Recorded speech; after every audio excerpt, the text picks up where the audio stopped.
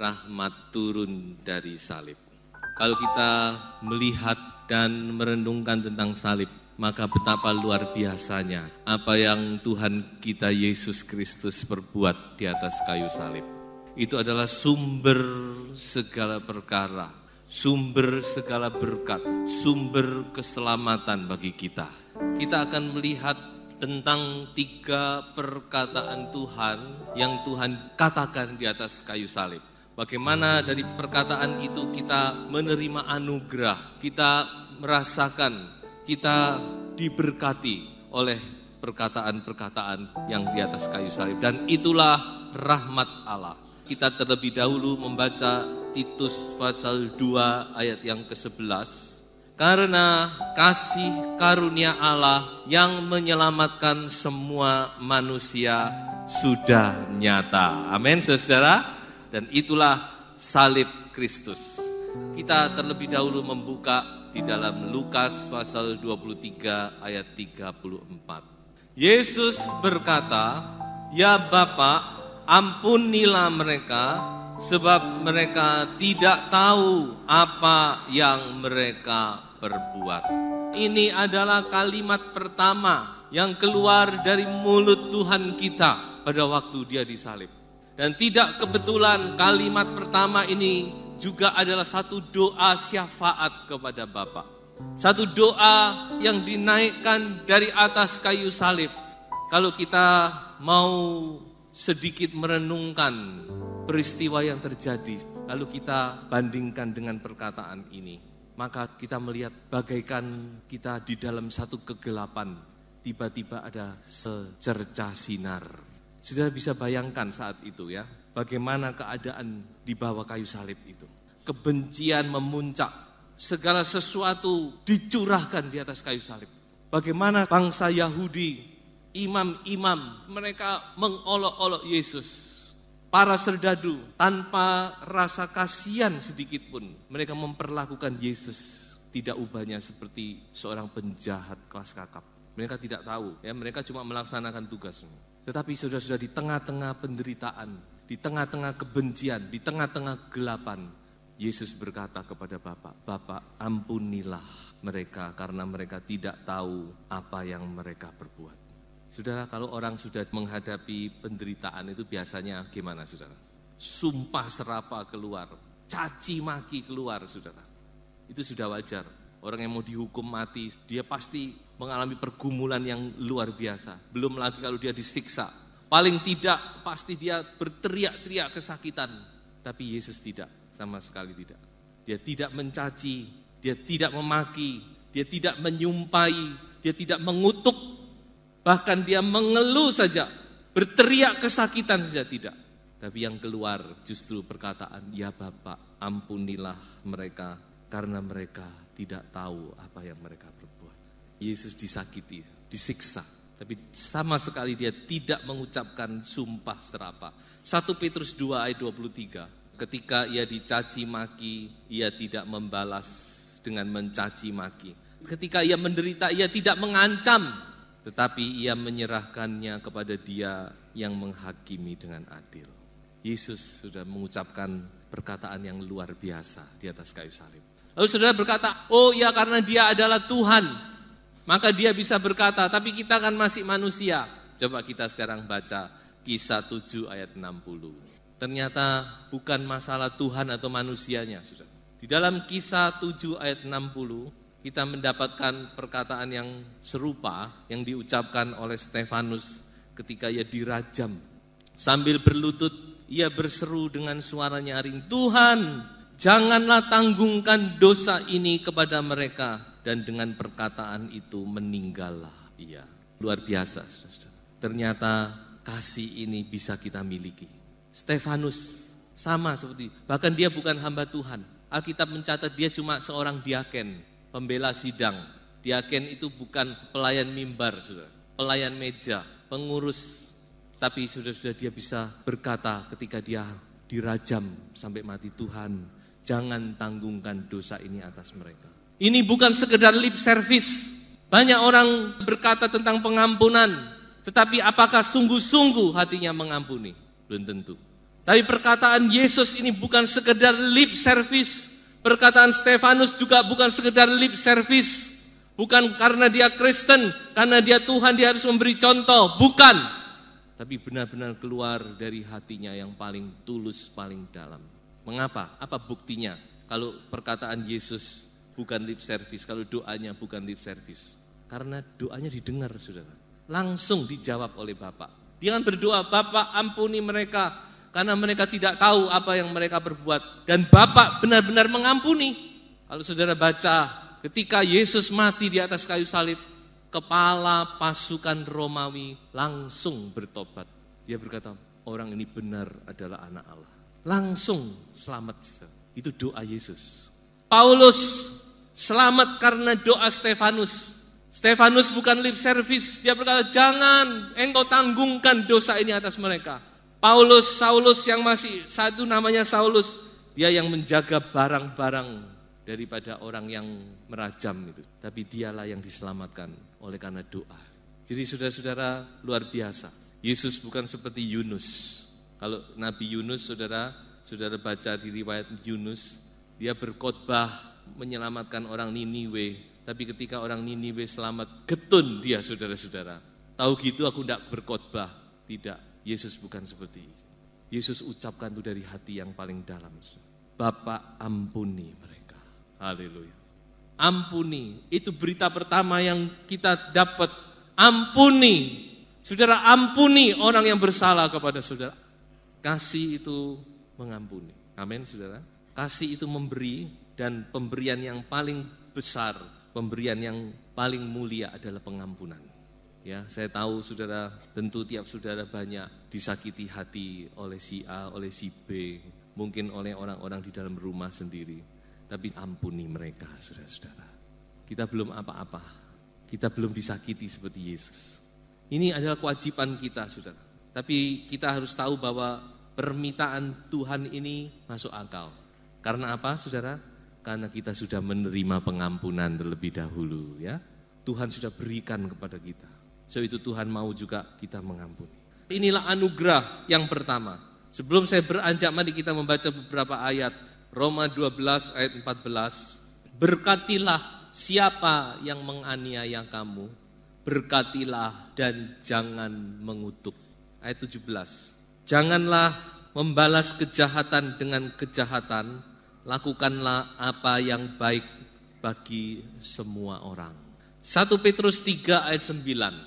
Dan janganlah membalas kejahatan dengan kejahatan atau caci maki dengan caci maki, tetapi sebaliknya hendaklah kamu memberkati, karena untuk itulah kamu dipanggil, yaitu untuk memperoleh berkat. Berarti kalau kita memberkati, kita juga diberkati oleh Tuhan. Haleluya. Ternyata ketika kita melepaskan berkat, melepaskan pengampunan, yang pertama-tama diberkati adalah kita sendiri.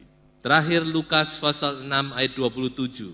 Tetapi kepada kamu yang mendengarkan aku, Yesus berkata, kasihilah musuhmu, berbuatlah baik kepada orang yang membenci kamu. Ayat 28.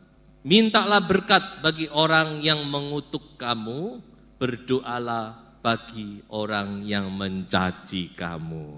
Kita mau belajar. Saya percaya dengan kekuatan Roh Kudus kita dapat melakukan itu, saudara-saudara. Bukan dengan kekuatan kita sendiri. Haleluya. Yang kedua, kita baca Lukas pasal 23 ayat 41. Kita memang selayaknya dihukum sebab kita menerima balasan yang setimpal dengan perbuatan kita.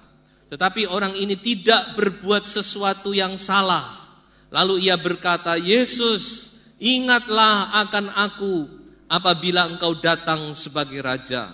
Kata Yesus kepadanya, Aku berkata kepadamu, sesungguhnya hari ini juga engkau akan ada bersama-sama dengan aku di dalam Firdaus. Inilah kalimat kedua percakapan antara 3 orang yang disalib. Kita melihat ada sesuatu yang luar biasa terjadi. 2 orang disalib, 1 di kanan, 1 di kiri Yesus. Yang satu nyaris selamat, yang satunya nyaris tidak selamat. Mobil yang mana sudah? Nyaris tidak selamat. Karena yang nyaris selamat ini berarti dia hampir selamat, tapi tidak selamat. Sedangkan yang satu, dia hampir tidak selamat, tapi selamat. Saudara, kita melihat di sini bagaimana kemurahan Tuhan yang luar biasa. Penjahat yang selamat, tidak tahu yang kanan atau yang kiri, karena Alkitab tidak berbicara. Katakanlah yang kanan lah. Penjahat ini, saudara-saudara, adalah orang yang belum pernah jadi anggota jemaat gereja, saudara. Belum pernah melayani, bahkan belum pernah masuk gereja. Tapi karena saat itu dia percaya kepada Yesus, dia bertobat lebih dahulu. Kalau sudah baca ayat-ayatnya, dia bertobat. Pertobatannya itu dia nyatakan, kita ini memang seharusnya dihukum. Artinya dia menyadari kalau dia salah, dia berdosa. Bertobat, percaya kepada Yesus, selamat. Saudara. Luar biasa bukan? Tapi jangan dijadikan ukuran ini. Ini kemurahan. Saudara. Firman Tuhan berkata bahwa keselamatan itu tetap adalah anugerah, hadiah. Bukan perbuatan, bukan upah, tapi hadiah. Jadi bukan karena kita melakukan sesuatu kebaikan, amal baik, lalu Tuhan selamatkan kita, bukan. Tapi keselamatan itu pemberian, cuma-cuma. Coba kita baca 2 Timotius 1 ayat 9.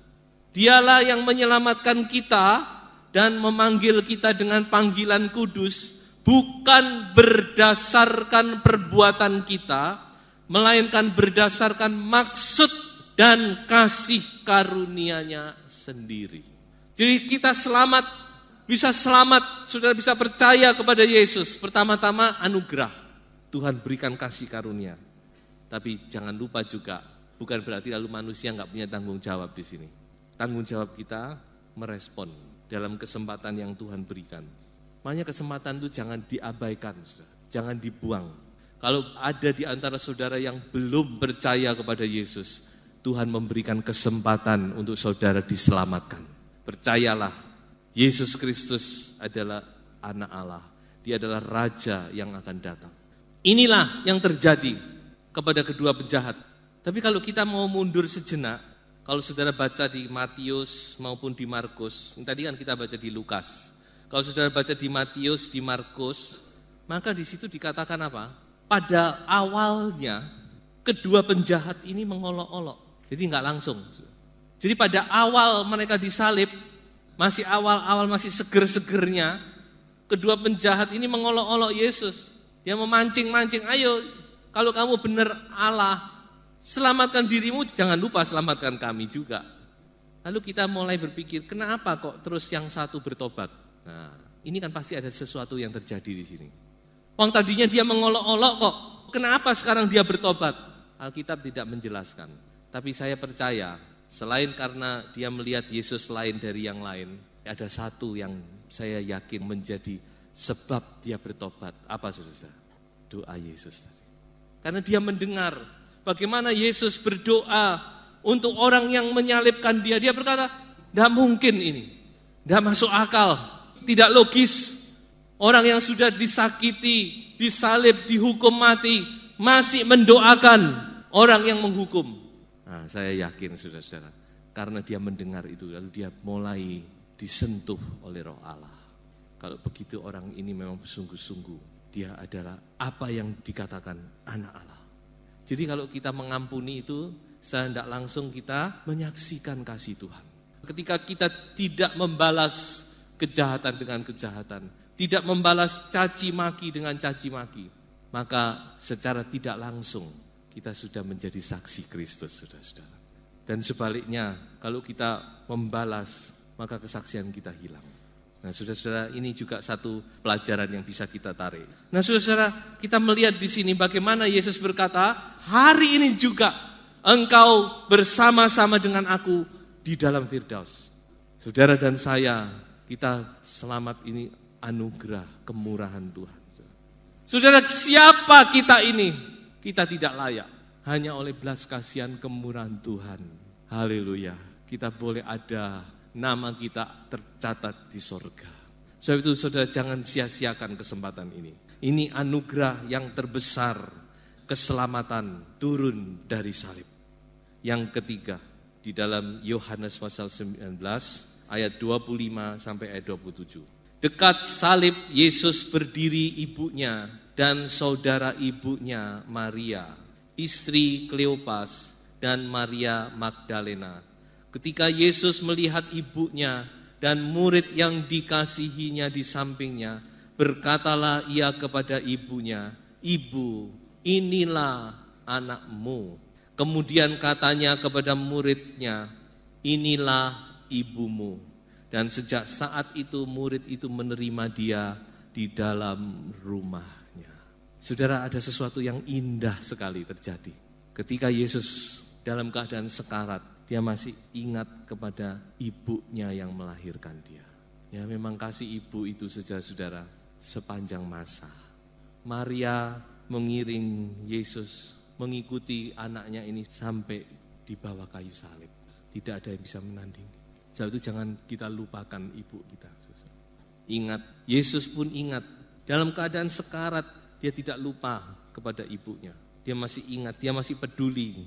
Dia tidak mementingkan penderitaannya, tapi dia masih ingat ibunya. Tanggung jawabnya belum selesai. Dia serahkan itu kepada Yohanes untuk dirawat. Dan menurut sejarah, Maria masih sempat tinggal bersama Yohanes kurang lebih 15 tahun. Kemudian Maria dipanggil Tuhan dan Yohanes pergi menginjil. Jadi Yohanes pun saudara menyelesaikan kewajiban yang dia dapat dari Yesus di atas kayu salib. Ada sesuatu yang luar biasa. Kepedulian ini saudara-saudara. Yesus peduli ya kepada orang-orang yang dia kasihi dan orang-orang yang mengasihi dia. Apa buktinya? Orang yang mengasihi, dia mengiring Yesus sampai saat terakhir. Ada satu hal yang menarik saudara-saudara. Coba kita baca di dalam Lukas pasal 2 ayat 35. Saya juga baru mendapat ini, saya merasa ini luar biasa ini ya. Saudara perhatikan ayat ini. Ini adalah nubuat yang Maria dapatkan ketika dia membawa bayi Yesus, dia serahkan di bait Allah. Nubuat yang dikatakan oleh Simeon. Waktu itu Maria masih muda. Dia sudah mendapat nubuat ini. Dan suatu pedang akan menembus jiwamu sendiri. Perhatikan ini. Suatu pedang akan menembus jiwamu sendiri. Kalau saudara sedikit mengerti bahasa Mandarin, ada pedang, ada pisau, lalu ada hati, dan ada darah. Ren itu artinya bertahan, renai. Ya, jadi saya tidak tahu, kadang-kadang ada kaitannya. Jadi kalau kata ren itu saudara, ada pisau, ada tao, lalu bawahnya ada hati, ada sin, lalu ada satu titik menandakan darah di situ. Maka itu adalah huruf ren. Jadi di sini kita melihat Maria sudah dinubuatkan bahwa dia harus bertahan meskipun dia punya anak yang luar biasa dipakai oleh Tuhan, tapi harganya yang dia harus pikul yaitu dia harus bertahan. Dia sabar sampai di bawah kayu salib. Kalau saudara mengasihi Tuhan, saudara juga harus ren. Mengiring Tuhan itu perlu ren. Renai itu perlu. Saudara. Coba kita baca sejenak dalam 1 Korintus 13 ayat 4. Di situ ada kurang lebih 16 hal tentang kasih. Tapi kalimat yang pertama di situ katakan, kasih itu adalah sabar atau panjang sabar. Kalau bahasa Inggris dipakai kata long suffering, panjang sabar. Kalau bahasa Tionghoa, ai jiushi hengjiu renai. Kasih itu hengjiu itu panjang, lama, selamanya, renai. Jadi saudara kita melihat di sini bagaimana Maria dia sabar. Mengiring Tuhan, dia sabar, dia renai sampai di bawah kayu salib. Saudara mau mengiring Tuhan sampai pada akhirnya? Harus, karena kalau tidak kita tidak selamat. Firman Tuhan berkata orang yang bertahan sampai pada kesudahannya dia selamat. Berarti kita harus bertahan. Apapun juga kita bertahan. Saudara. Amin. Karena mengiring Tuhan itu saudara-saudara banyak penderitaan, Kita akan alami banyak aniaya, banyak hal. Tetapi kalau kita mengasihi Tuhan, kita harus bertahan sampai kepada kesudahannya. Dan kita pasti selamat. Dan bukan cuma itu saudara, Tuhan akan memberi upah. Saudara bisa baca di dalam Yakobus pasal 5. Dikatakan orang yang sabar, orang yang bertahan akan menerima upah dari Tuhan yang luar biasa. So itu mari saudara mulai kembali pengiringan saudara. Segarkan kembali, biar Roh Kudus menyentuh kita. Kita mau bertahan. Jadi kita melihat bahwa perkataan ketiga ini berupa adalah kepedulian. Yesus memperdulikan, Yesus saudara-saudara memelihara orang-orang yang mengasihi dia, yang bertahan di dalam pengiringan kepadanya. Yesus tidak pernah lupakan. Sampai di kayu salib dia masih ingat.